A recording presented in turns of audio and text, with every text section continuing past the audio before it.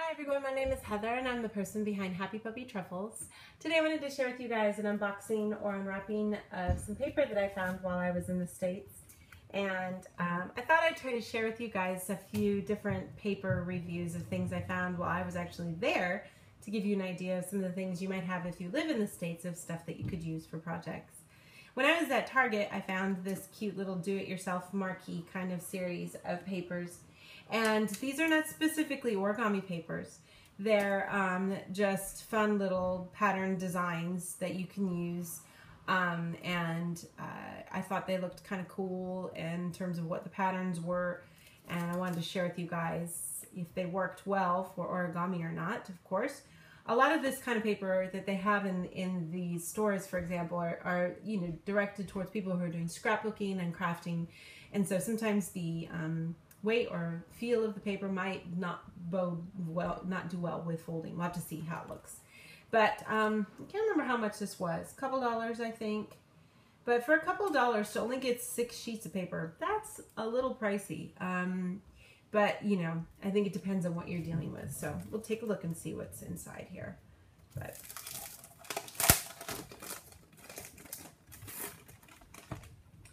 And like I said, there was a lot of different versions of this. This one is the one that features this cute little flower paper with the gold foil, fun little zebra pattern, and this nice little like leopard pattern with the gold inside of it.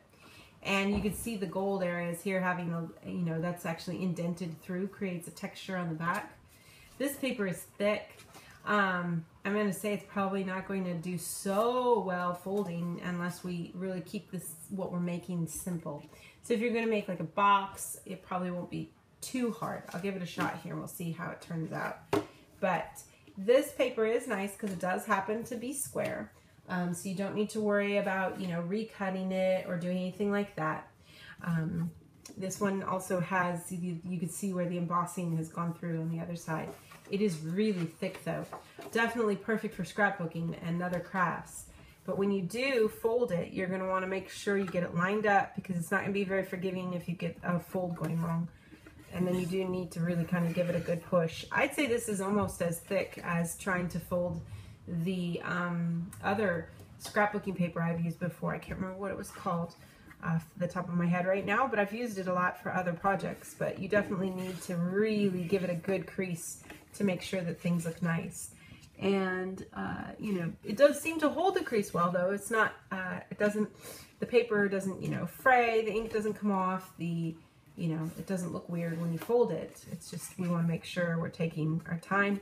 And you of course want to pick a paper project that is not super complicated because that's not going to go well with it. You don't want to run into trouble that way. So, but you get to these other steps when you have a couple of layers and that's really hard to fold. You definitely really need to push down on it a lot.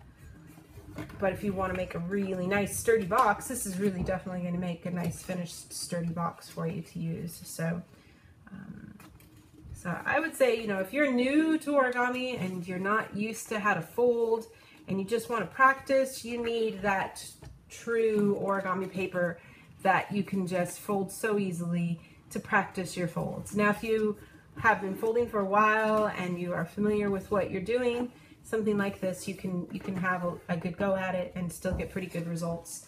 So you keep that in mind if you're buying something like this. I don't want a beginner to buy this paper thinking they can go off and make a crane. That would be really hard with this paper.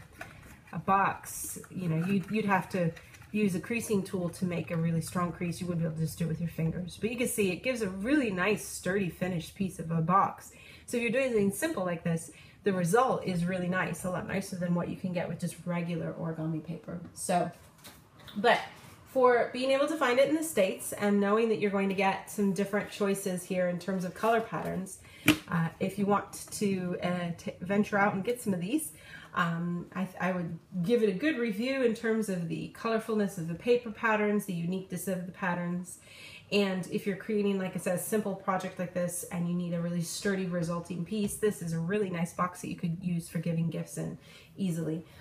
You could put snacks, you could put even heavy, cupcake in there and it wouldn't fall apart. So yeah, I would recommend it in that case. But if you're looking to use this kind of paper to do fancy, complicated origami, not a good idea probably. So I'll have some more fun things to share with you guys in the days to come. Thanks again always so much for watching, and I'll see you all next time. Bye.